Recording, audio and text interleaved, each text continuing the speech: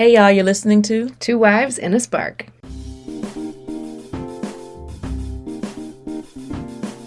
As an interracial couple, we've learned a lot over the years, and we're committed to sparking conversations that build community and explore how race influences everything. Literally everything. So that's our focus for this podcast. Because we believe that intentional conversations are vehicles for change. We've seen the power of them in our relationship over the years, and we know that when we really listen to each other and to ourselves, we see the truth in new and revealing ways. I'm Leah. And I'm Rachel. You're listening to Two Wives and a Spark.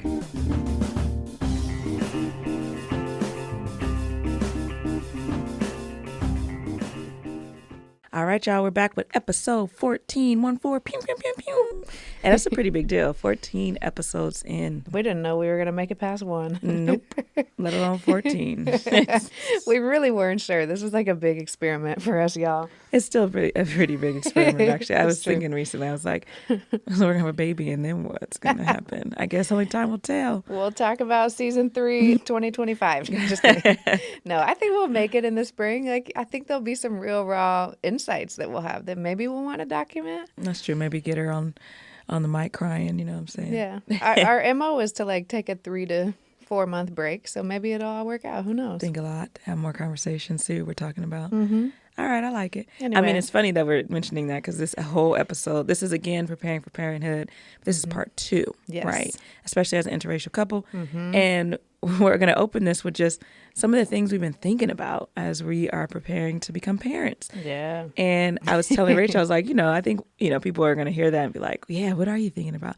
We're thinking about like, did we get the right car seat and stroller? I mean, we got one. Is that the right one? Will she like it? Is she going to be a stroller baby or not? What's our sleep going to be like? Right? How many dishes what's do I her have sleep to going to be like? What kind of diaper is she going to respond to? Is she going to have allergies? Right. Is she going to like the swaddle or is she not going to like the swaddle? Right. Because that's like the big thing. Everyone's like, oh, got to get the swaddle. And other people are like, my baby hated the swaddle. Right. Is Ella going to like her? I know. Is she going to like Ella? Oh like, what are they going to do with each other? So many wonderings. So many, because we both have pretty vivid imaginations. Oh, yeah. So our thoughts could wander all day if we had the time.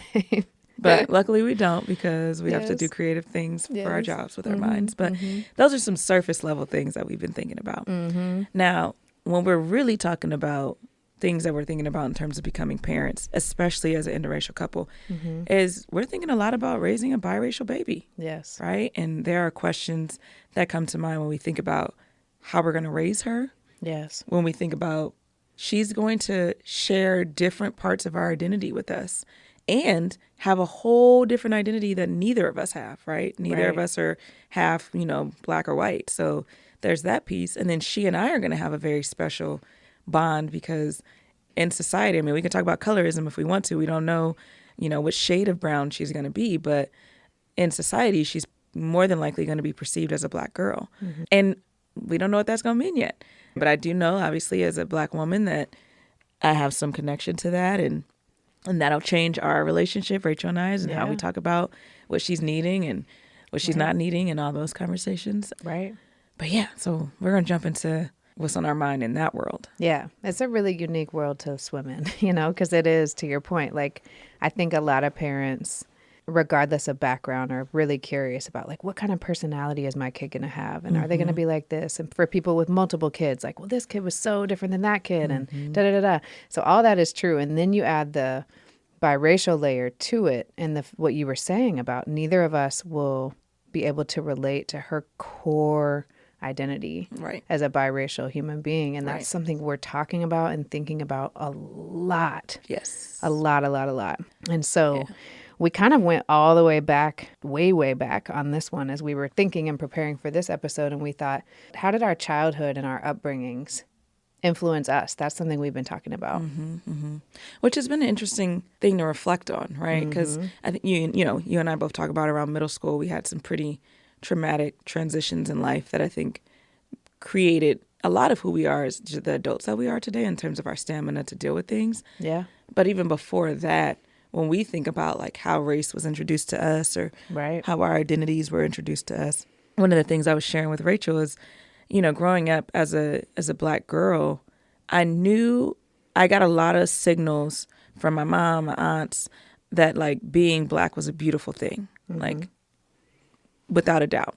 Now there was some conflict in how my grandmother, you know, rest in peace, shared that, but I got a lot of messages from my mom, at least, around like my hair being beautiful, me being beautiful, and all those things. But what I didn't get was a lot of history around why my mom would say one thing, my grandma would think another, and like the history of our country and how that was embedded in both of them in different ways across generations and across, like, my grandma's from Oklahoma, my mom was from Los Angeles. Like, those are two different types of histories and how you're being raised. Right. I didn't get a lot of that context from my family. I got that context, or from, you know, school, until I got to college. So I had a lot of understanding that my Blackness was a thing, but not really understanding why. Okay. You know what I'm saying? So like that upbringing, like we weren't reading a lot of books about my Blackness. Right. Now, I do remember having like dolls and things that were Black, and my mom very clearly being like, you are not getting any white dolls, but not an explanation as to why. So I do remember things like that. I remember my grandma being super clear about like, and this was really bad because I love touching things in the store. And so I always just thought she was mean. I never considered, because again, there was no conversation around why it was so important to her that we didn't go in stores and touch things. Because as Black children, we could have been told that we were stealing things or whatever due to the biases and the racism in this country. Right. But no one ever explained that. So then as a child, I'm just told I can't do what I see other children doing. And that, to me, just makes my grandma mean, right? It doesn't feel fair. When right. really she's trying to protect, she's doing the best thing she can do to keep me safe. Right. At a young age, I remember like being surrounded. My mom worked in corporate America at the time at banks, and being surrounded by like Filipino kids and Black kids and white kids and Chinese kids. Like, so I was around more children of diverse backgrounds, but we didn't really talk about that. It was just kids, right? So I think there was a lack of connecting the dots in terms of the uniqueness that made us all awesome. It was just like be children and be kids and let it be. Yeah. So there were no conversations there. So that's kind of when I think about race as a kid, in terms of being parented through that, how I remember it. It's so interesting, right? Because I think every generation has the gift of looking back at the generation before them and thinking like, well, my parents didn't do this or my parents did that. And then like each generation you learn a little bit more, and sometimes generations course correct for what the parents didn't do. And I feel like our generation in general, you know, we're in our mid 30s, and I feel like folks generally, maybe it's like millennials and Gen Z, or millennials, Gen X, Gen Z. I'm not sure what the range is, but I think it's all three of those generations.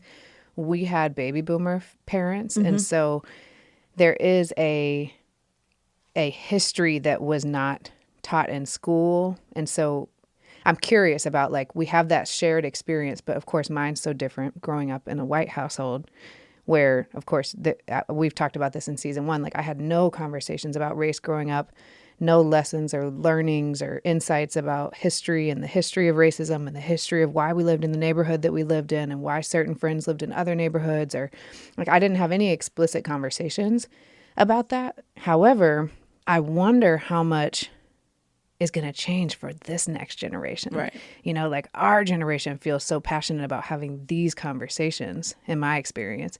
And so I'm noticing a big shift in dialogue, right? And like even down to the children's books that are out there for kids. And so, yeah, I think about how each generation has their blind spots. And I'm curious about what our blind spots are going to be, you know? Like what's like what are our talking about? Yeah, what are they going to be saying? Like, oh man, we're doing this totally differently because our parents missed the mark on this one, you know? But anyway, I do think, you know, I had the it's kind of like this invisible cloak of privilege that I talk about a lot, like the whiteness being this invisible escalator that got me access to certain experiences and certain playgrounds and certain trips and rooms and all that stuff, right? And I think what I am curious about as we're thinking about how we want to have these conversations with our kids and how our upbringing influences our kids, I think going through so much change and instability that we both experienced and around from middle school on, it like deeply informed my value of integrity and my value of like stability and having a home base. And so I'm curious, it's both like I just have a lot of thoughts swirling around in my head around like how many different layers of my childhood influenced what I'm really passionate about taking a stand for today, you know? When my parents got divorced, like a lot of shying away from hard conversations and not having like the real talk about like what was hard and, you know? Yeah. I think there are a couple of things in that. I think what will be our blind spots for our kid, I think is an interesting conversation. I think one of the things I think a lot about is as a kid, I can remember there being conversations about, oh, who's the darkest in our family? Who's the lightest? Who has the straightest hair? Who's the curliest? But no explanation as to why that was even a conversation, as to why that was quote unquote relevant, as to what. But I remember oftentimes feeling shitty about it, right? Like oftentimes being like, I'm one of the darker folks in my family. And I remember at one point wanting to bleach my skin. I remember at one point wanting to, keep my hair straightened, even though I really hated taking care of it because I was like outside type of person. And so when I got older and understood, there's some psychological stuff that happens to you when you aren't given context for the world you're swimming in. Right. And so I think I'm still to this day unpacking some of those things. And so you think about that then also gets passed down to your kid, right? Yeah. Like the things that you're still unpacking or trying to understand or moving through, either you've pushed, to the back of your mind and you stop thinking about them, but then they come back up when your kid asks you a certain question. Right. Or you have thought a lot about them and you're unpacking them and now you're even more sensitive to it. So you want to make sure your kid doesn't go through it. So then you're like so heightened on that you miss this other moment to be inclusive. Like, that's the thing I've been thinking about. Like, as you all know, we're having a baby. So a lot of reading books that we put on our registry, right? We've put a lot of reading books regarding race on our registry. But as I was looking at them, we have books around race. We have books around like the power of being a feminist, all these things. But we don't have anything on our bookshelf yet. So this is me putting it on the record around just like different bodies, right? Abilities, different ways minds work, right? There's lenses there too that she should be aware of when thinking about inclusivity.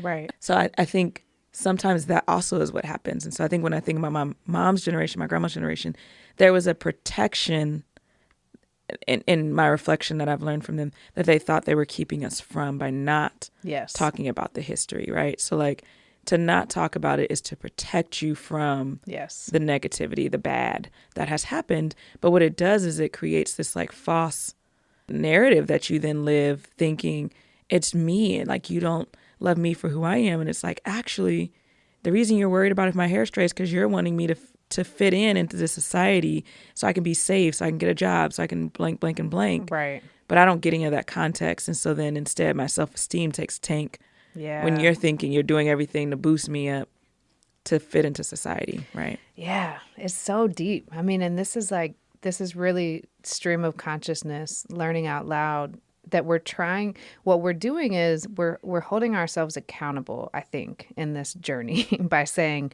hey, what are we thinking about? What do we want to be talking about with our kid? What are we wondering about now? We know we're going to fumble, we're going to fall, we're going to slip, we're going to, no such thing as a perfect parent. But I think we feel the stakes so deeply, bringing a biracial human into this world. And so we're trying to think in advance because you hear a lot from friends that are already parents, like, dang, I'm projecting my own stuff. Like I have become my mother. Right. Do the work, reflect on, like, think about your own childhood before you start. Because when you're sleep deprived and hormonal and all the things, you're not going to think as clearly in this way. Well, you also, from my understanding, don't even have as much space because so much space is being taken over, like keeping this human being alive, right? And so what we know about stress responses and coping mechanisms, like we are not our best selves when we're under stress. And so if we can have these conversations now, this is what we're doing. Like this is why we're holding ourselves accountable, because then we can at least be aware of the potential sources of blind spots because we're going to have blind spots. We're going to have biases. Like we're going to unintentionally, to your point about the books, like we were just talked about that today. Like, oh, right, we need to add some more. We've been so laser focused on racial justice and having an anti-racist baby. It's like, right, yeah, and you're going to have two moms. So we definitely have books about having two moms, but also the layers of privilege that that we won't need to be aware of and having conversation about from all the different lenses and abilities. There's so much to think about. And we're going to, of course, be a work in progress, and we're always going to learn something that we didn't think about. But I think our hope is if we at least are aware of how our childhoods informed our current decisions, right, then at least we're taking the right steps in the right direction, maybe. Right. And I think even being aware of what we aren't aware of. Yeah. Right. Like to the point that I made earlier, like neither of us are biracial.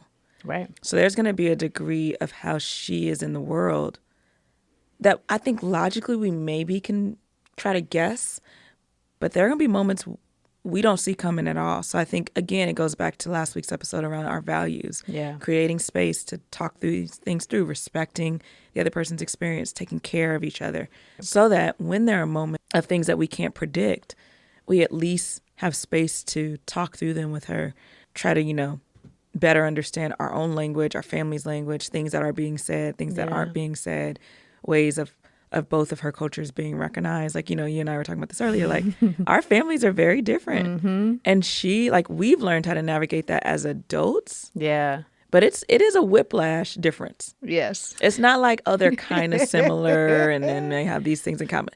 It's different. So as adults, we have whiplash moments in that difference. I can only imagine what that might be like for a child, right, who shares in both of these identities. Yeah. We're going to talk a lot about that next week. Yeah. So that's interesting to me. It's super interesting because it really is, I think we have learned in this work and being who we are and in this relationship, the art of code switching, Yeah. How do you teach that to a baby? Yeah. And is that just going to come organically, Will it come naturally? just unconsciously by nature of being in different cultures all the time? Because the common denominator that both of our families have, even though they are so extremely different, the common denominator is they have so much love to give us and our family and the world. And there's just huge hearts on both sides. And so that I'm confident that our little one is going to get to absorb. And what a gift that diversity of thought and of experience and of background, all that's going to be a part of her journey, Yeah, and I think this seems little, but there's like a historical understanding of why this would be different, right? We've been watching Ava DuVernay's film, Colin, Black and White. And one of the scenes they zoom in on, but not too focused, is food. And he's always pouring extra.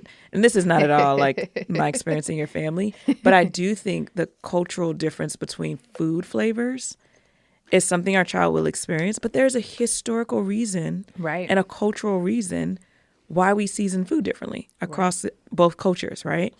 That is an underlying piece of history that we could teach our child. Yeah. You know what I mean? Like that people don't really learn until they learn it. Yeah. Yeah. But in her world, it will be a thing, right? Like mac and cheese at this house is going to be a little different than the mac and cheese. They both going to be good, but it's going to be different. Yes. Right? Yes. I mean, I think that's just for an example. Sweet potato pie, pumpkin pie. That's, or like what you call it matters. Like the names for things are going to be different. Right. So I think, her vocabulary is going to be tip top.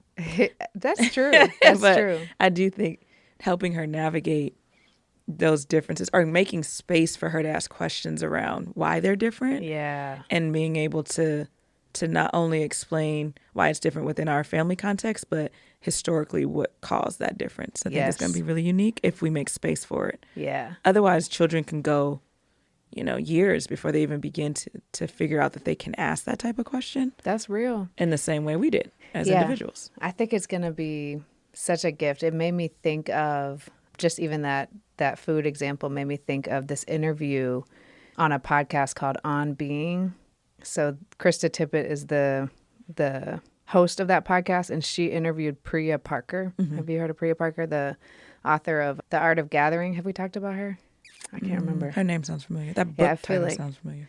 I feel like we have talked about her. I Okay. think maybe we've seen her speak in a Okay. video or something. But anyway, she's a biracial woman, and she talks about her experience and just how much it informed what she does today, growing up in a biracial household, also growing up in a divorced household, so going back and forth from two different households, and how in one house her father's side was very religious, and so like when somebody sneezed, this is down to like the little nuances. She was like, when someone sneezed in my dad's house, we would say, God bless you. Always. You always include God. And then when I was at my mom's house, it was just bless you. And she always knew that like there's a difference in how we be in this house versus this house. And we're going to do this, so that code switching that she learned early on, she said really informed. She's like a professional conflict resolution practitioner and facilitator. That makes sense. That's a skill. So, yeah. So anyway, I just like was thinking about that interview and how much she has such an art. She has such a gift for the art of facilitating and bridging differences. And so I can't wait to see what our little one becomes and what this all ends up teaching her. But I hope that our awareness of these things helps at least just make the invisible visible, like the other episode, know? Yeah, for sure. I think it'll definitely do that. And, I think one of the things we talk about often is siblings and things of that nature. And I think having someone to kind of grow through it with will help. If we cross that bridge, we do. But I do think just it goes back to our values episode, right? Yeah. What we make time for we'll have the space to just continue to learn and grow with her. Yes. Yeah. And so there's that opportunity there, I think, in creating a household where two identities are going to be, welded into one human. Yes. And literally. we'll learn how she chooses to identify, like which sides of those identities she feels connected to and not connected to, and why. And again, I think the other part of that is exposure. Right. Like I think exposing her to both sides of her identity is going to be really important, and to other identities and cultures and whatnot. But I think making sure she has exposure to both sides of who she is important. We were talking about that this morning around like, what parts of whiteness, how do I say this, are going to be present in how we teach her about both sides of her culture. Right. Because we were talking, I had mentioned to Rachel, like I wasn't allowed to have white dolls growing up. But I was like, but our daughter will be able to. I mean, that's a part of her identity. And you were saying like, but will she? Is that going to be a part of her core, like her identity? Yeah. Yeah. And I was saying like, well, I don't want her to think there's any part of her identity that she should be ashamed of. And I think the way people become ashamed of their identities is when they're not taught the history. Right? And so then there's this thing we don't talk about, which makes me nervous about it, which then makes me feel shame about it, right? Yada, yada. Right. And so I think giving her choice and then talking through that, right? Like talking through, especially the different shades of what biracial children look like, right? Especially in a black-white combo, and helping her understand that. Black-white combo meal, number 5. Well, because there's other biracial when you bring, children. You could be, black and Filipino. I got you. Okay. Just the combo thing. Somebody's hungry. And so anyway, I just, I think that's important to think about in terms of her identities. Right. And how we teach her about like, okay, so the ancestry on my side and my dad's side being Jewish and from Romania, and then my mom's side being Scottish and not Irish. Sorry. I was about to say, I didn't know that. Definitely not Irish. But having her side, like sharing the stories, and it's making me want to do more digging to understand my family tree so that I can speak about that with pride, right? Because I think there is a lot of my own journey as a white person has involved a lot of shame and guilt in the unpacking of my whiteness, but because of the historical trauma that white people have caused. And I come from a long line of people who are resilient and have stood up for what's right and like done the right thing, even though they are a part of a subgroup of people who have caused harm. Right. These two things are true. So how do we get more practice at having those conversations and sharing more about, what is Judaism and how did that culture impact me, and how did my parents go about teaching me about the different religious backgrounds? I mean, culture is such a big thing, right? Right. And so how do we talk about that with pride? That came up, that all sparked because of the doll conversation, Yeah. And I think these things are so important to think about now. Yeah, and I think there are still things that we probably haven't thought about yet that we will, like when she goes to school and Right. those experiences and what type of school do we want to send her to and Right. those questions, and our neighborhood. Even like when we moved into the neighborhood we moved into, one of the reasons we did was because of the diversity. Yes. And it's an international diversity too. It's not, just, white, black. There are like so many different cultures in our neighborhood, and her exposure to, because what you see allows you to ask different questions. In the absence of even seeing difference, you're not even made aware of the things you could be asking. And I think that's something that we do in our society, is we don't even allow children to see that there are worlds of difference, Right. which is an amazing gift. Yes. And we take that gift away from them when we only put them in spaces that we feel comfortable with. Yes. So doing a lot of that work now, I think, really matters so that she can be around and exposed to difference at an early age, so that she is more aware of her uniqueness is hers, but there's also other uniqueness that exists, and she's not the only one that's unique and is who she is. So, That's right. That's right. That is right. Yeah. Mm-hmm. A lot of things. So this is these are all the thoughts and feelings and ideas that are swirling around in our head when it comes to preparing for parenthood. The first step has been really reflecting on our own upbringing and childhood. And then other things that are taking up space around our dinner table and our family room are not necessarily connected to our childhood, but real time things that we're thinking about and talking about. Do you want to share some of those things? Always. What else? So we could go down the lane of, one thing that's been taking up a lot of space and energy in our household as of late is like talking through maternity plans and parental plans and parental leave and when's she going to be due and what's that time going to look like and how much time are we going to have together at home together, all that stuff. That was perfect. Thank you. I just had a brain fart for a second. Yeah. Anyway, sometimes I'm like, am I the pregnant one? I don't know. And it's just side effects. Yeah, I think one of the, when thinking about parenthood, and last week we talked a lot about like the safety and what we're in control of in our circle. And then there's the outside forces, right? Like we're becoming parents, and there are things that change in that world. Like we've been going to our doctor's appointments. We're now on the 2-week train, and they give you, the next steps of things you should be working on. And one of them was like making a will. And I was like, what? Make a will? Why do we need to make a will? But it's like, oh, right, because we're bringing a human into the world. So if something were to happen to us, people need to know our wishes, right? Or like to your example, like parental leave. Like we are learning a lot about, this is an inequity that I think exists in our society for sure, that you don't know much about in real time until you know about it. Right. You don't know what you don't know. Yeah. You'll hear stories, you'll read articles, you'll hear from other women, but like, and other, parents, but it is in the moment when you're like, wait, what? I get 4 weeks. Yeah. That reality like hits you different. Yes. And when you're preparing and you don't have a lot of time to kind of flex on that and be like, well, no, let's negotiate. No, but how do I get to 8 weeks? And like, there's not a lot of room for that negotiation. And so you are kind of in a moment where you're like, I'm about to have a child and I want to make some different decisions. Like, is this going to be the organization I stick with, or whatever the case may be? Mm-hmm. You don't get a lot of room to think about that, because you have to think about like building a family and what your family needs. And, if in my case, like our medical insurance comes out of my paycheck, like I can't just be out here making drastic decisions. And that's a part of becoming a parent too, is like, you go from the, as my friend calls it, capital I to the capital we, capital W.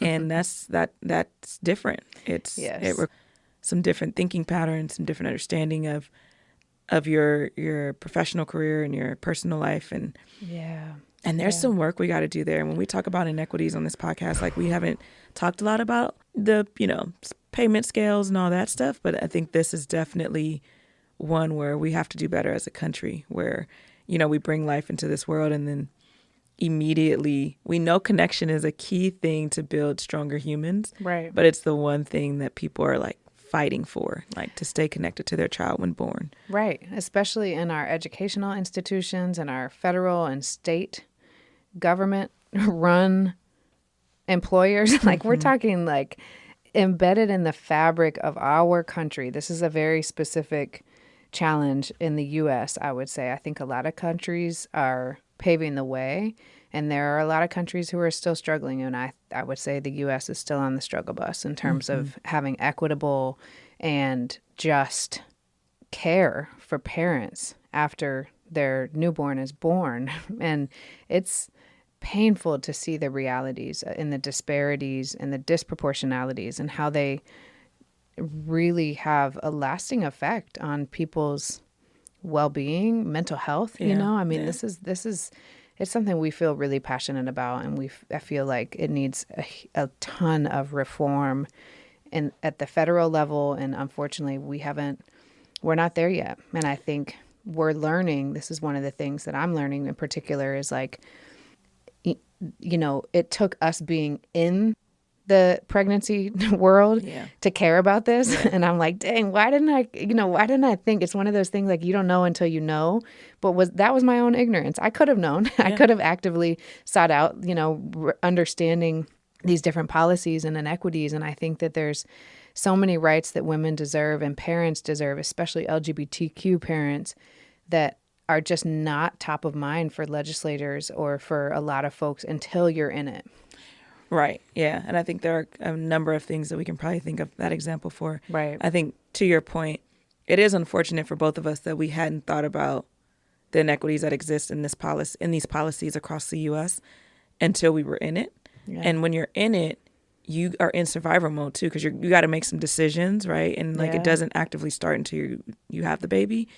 But even then, you're like, all right, I got to like budget and think about my finances in a completely different way. And so your energy is spent on surviving versus trying to make things better for the larger world around you. And that's how they keep us in the rat race, right? Is like you make it a thing that becomes a thing in that moment when you need it. And then you got to just like scramble to make it work. And then you're exhausted, right? And that's the unfortunate part. So we definitely need more of us fighting for reform, more of us understanding, especially in the education system. It's been interesting to look across like corporate America and see their policies and things, and then be like, our education system, which is predominantly made up of women, has one of the worst like parental maternity leaves ever. Right. And so that says a lot about how we care about women, how we care about mothers, how we care about children in this country. Especially in the state of Texas. I think we're learning a lot about how much state policies and governments also dictate and trickle down to cities and school districts. And like, there's just so much that we didn't know, how much states can control the family and parental leave policies. Right. And I think that's when, you know, leadership really matters, right? Because if the status quo is, 4 to 6 weeks, you know, and at this percent of pay, and people are like, well, if that's the status quo, let's at least get to the status quo. But if the status quo is crap, right, you just stay in crap. This is not humane to give people a portion of their pay because they're bringing life into this world. You know, you get sick leave. Why is it not understood that people should get paid parental leave for at least a month at 100%? Like, that blows my mind. Yeah. But it's because the status quo is, and this is why new policies that get made, like really understanding the influence that they can have on future directions, even when places that are like, no, we stand for equity, we believe in, like, if your budget is like, we can at the bare minimum do what the status quo is, then it's like, that's harsh, that's intense. It's a gut punch. Because it's a gut punch, and it's also like a mirror moment. Yes. If we stand for these things, but we're not willing to go past, we're not willing to change some things up in our system so that we can move past the status quo, right, then that's actually in conflict to what we're saying we stand for. Yeah. And even if the conversation, I think, is more broadcast, right? Like, again, to this point, like, you don't really know these policies until you need them. Right. And a lot of organizations want it to kind of stay that way, because then a lot of noise doesn't get made because you don't have enough people to make it, because it's only One or two. One or two Yeah. that need it, and then like they're too exhausted to make the noise, and you keep moving, and that's how status quo continues to live Right. and breathe. That's how white supremacy continues to live and breathe. And Is- heteronormativity, yeah, like how much it's on LGBT folks to speak up and advocate for yeah, parental leave. You Yeah. know, it's so layered. it is very layered. So I mean, it's been very eye opening, I think, for us on this journey of parenthood to be thinking about like, okay, we're learning that now. What do we do about it? Like, how do we not just be upset because of the way it impacts our lives, but then how do we, call our city council, call our local folks in Congress, State call and then representatives. our state reps to make sure that they're aware of the impact. Yes. But then on an organizational level, Right. how do you raise questions? How do you get people to start thinking critically of how we move past with the status quo? Like that should never, for any HR people out there, like if your response to people is that is the status quo, That's the going rate. that's the going thing, and That's you what stand everybody for else is equity, doing. Right. that's a conflict. This is a huge values. It's an integrity moment for organizations deeply who say on paper that they're committed to diversity, equity, and inclusion. If you truly are, this is one of those, show us your receipts conversations around like, okay, you can have the statement on your website. You can have the culturally relevant pedagogy workshop. You can put these textbooks out there. But if you're not interrogating your policies and your benefits, then you're actually not doing all the work. And Yeah. I think that's something that I do in my day job. So I get real fired up about this on a very regular basis. But we have to look at our policies as an integrity check. We have to audit our policies. And if you work for an organization that's really committed to equity, this is one of those moments where you can just ask, Yeah, and it can't be we lag until we have someone bring it up. Right. Like if you're really invested in it, you don't wait for the person, like for myself, for example, like one of the very few people on my site. There are other LGBT people on my campus, but for me, I'm the first person on my campus to have a baby that's in a same-sex relationship. So it's like, oh yeah, let's talk about that and think about that. And it's not to say that people are waiting, but if you are waiting until there's a moment, you're already going to be behind, right? Right. So if you're really being innovative and creative and trying to think forward, Yes. you're not waiting for someone who represents that box or whatever to come on board before you change the policy. You're changing the policy because you know that that's what's right for people and humanity. Because any policy you're changing, because it may benefit one or two people, it then benefits your team. That's right. Because that is what brings diversity to organizations. Exactly. Is when they see, I am seen here, I'm respected here, I can be on a team of difference here and feel seen and welcomed and appreciated Yes. and valued. Yes. Not, I have to build it in order for it to exist. Right. Right. And if you are there, like that's a place to be too. But if that's the only place, if you're constantly always there where it's like we have to build it in order for that to be true, then it's not within your foundation and there's something that's out of alignment. There's something that's missing there. Yes, for sure. So that's one thing that's taken up a lot of our table talk around our dinner table. Yeah, Mental table, dinner table, all of it. It's taken up a lot of space, and we clearly get fired up about it. But let us know y'all's thoughts on that one, because this one, it's a big one, and we'd love to hear your experiences with parental leave, maternity leave, FMLA, what you've noticed. There's so many disparities across states, and especially if you're in the LGBT community or if you're in a state that is like not as progressive or has more harsher policies, tell us about the impact that that's having on you. Or on the flip side, if you're in a state that has more progressive policies and you've been on the receiving end of benefiting from more progressive and inclusive policies, we'd love to hear your thoughts. Yeah, for sure. So that's definitely taken up space. I would say something else that's taken, a lot of people don't know this, but because Rachel's carrying the future of our family, I actually have to adopt our daughter when she's born. And so that's that's just like another thing that's taking up mental space and table talk space at our house is that process and filling out the paperwork for that. And when you can legally start that process, it's interesting, right? Because we've obviously consciously made this decision together. I've been there every step of the way, but I can't legally have any rights to this child until I legally adopt our child. So Right. that's also something that's really interesting It's in our far behind. state. Yeah. In our state. This is another place where states have a big influence, and there are some states that are really progressive on this front, and then there are the majority of states in the United States that are not inclusive of LGBTQ families. And so there's a lot of work that is an extra step and an extra barrier to getting that full access to parental rights that does take up space. And it's challenging. Yeah, and the things you have to think about, like I'm changing my last name, so I'm like, that should make it a little easier. We got the same last name. Like you have to think about little nuanced things and change certain things within your own identity to make your family life safer, right? Which is interesting because when we travel and things like that as a same-sex couple, there's lack of security that comes with that sometimes too, right? And so at least having the same name helps. Right. So that's something we've been thinking about too. Definitely.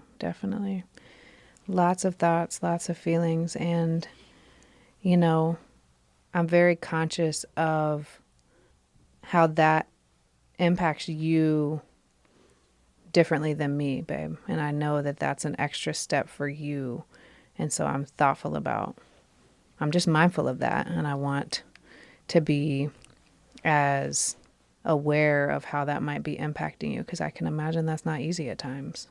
Yeah, I think there's an unfortunate and fortunate, I guess, muscle that you build in this country as a person of color to know that there are going to be unspoken things that you have to think about if you want to navigate the things in this world. And so I think my brain naturally, fortunately and unfortunately, does that. Whether I talk about it or not, whether I'm making it aware or not, it's like you think through, okay, what are the things that I'm going to need to do to make this a little easier? How am I going to do that? When am I going to do that? You don't always get the luxury of being like, do I want to do that? Right? Like, right. Because you're thinking, how do I make this a safer situation? And especially when thinking about our family, right? Like, I think there's beauty in it too. There's beauty that comes from, I don't know if I talked about this, and I think I did in season 1. My last name, Shepherd, actually comes from my mom. I don't know my biological father, so I don't have his last name. And so it was my first time when I chose originally to like, I could take Rosen. I think there's some, I like the name, Leah Joy Rosen. That kind of flows, But there was this opportunity to carry a family last name. Not to say that carrying Shepherd wasn't, but there was a good choice that I got to make in that, and sharing that identity with my child felt really nice, right? Versus like a hyphenated thing and then you hyphenate your, like Shepherd Rosen just doesn't flow.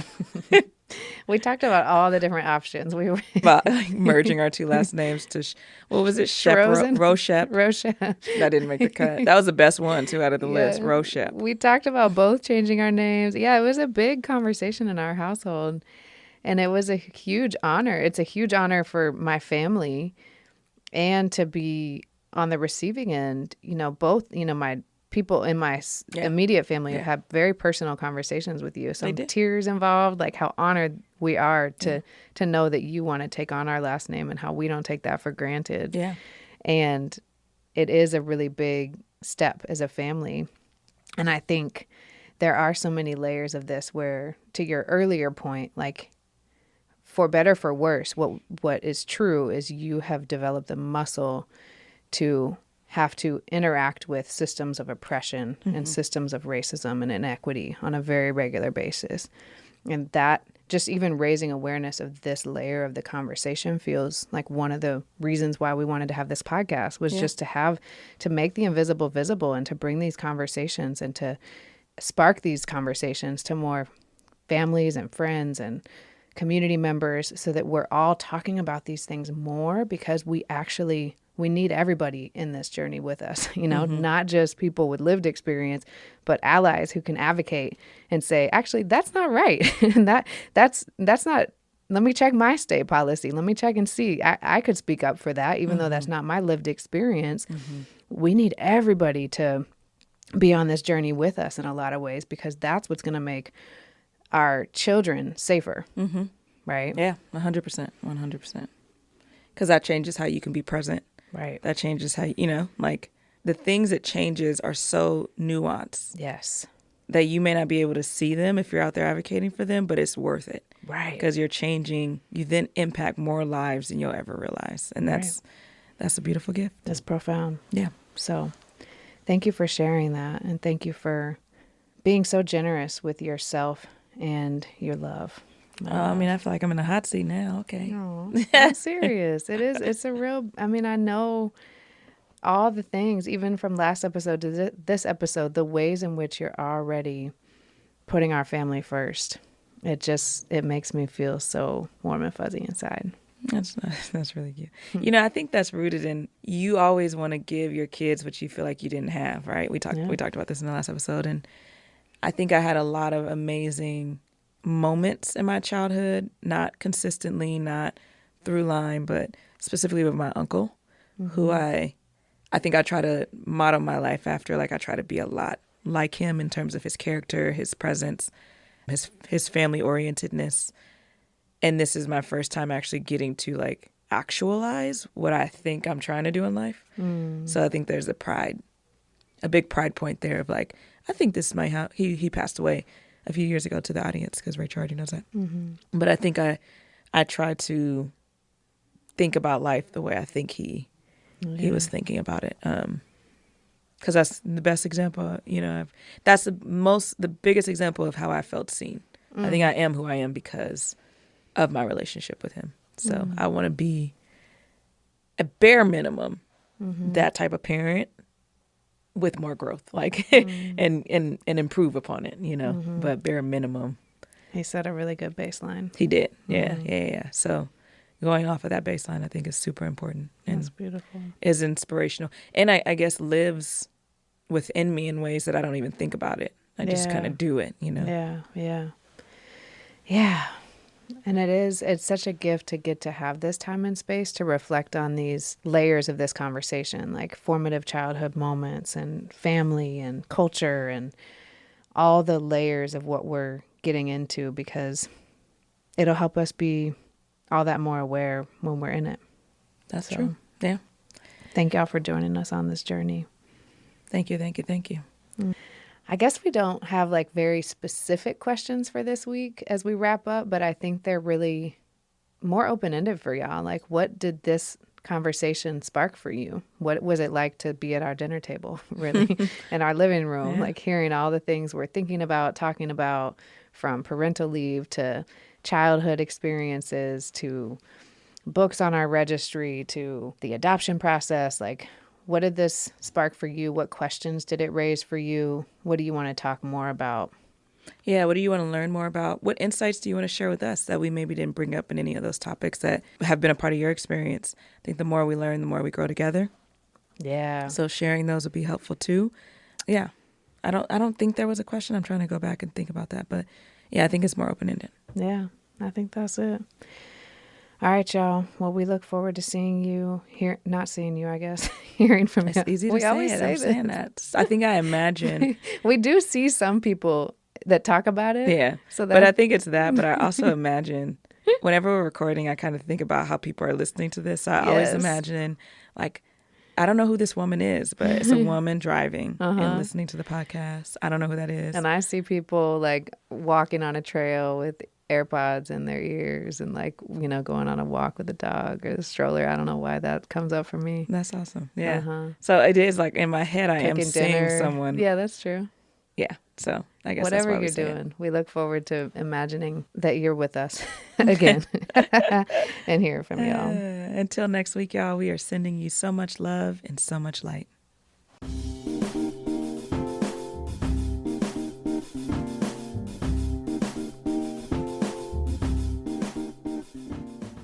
Thanks for joining us today, y'all. We'd love to stay connected on Instagram and Facebook, so you can find us at 2 Wives and a Spark, all spelled out. If you enjoyed today's episode, share it with a friend so we can keep the sparks of connection going. If you want access to our episodes as soon as they drop, click that subscribe button. Every rating and review helps others find us, so thank you in advance for letting us know what you think. And special shout out to Journey Girl Magic Productions. I'm Leah. And I'm Rachel. Thank you for listening to 2 Wives and a Spark.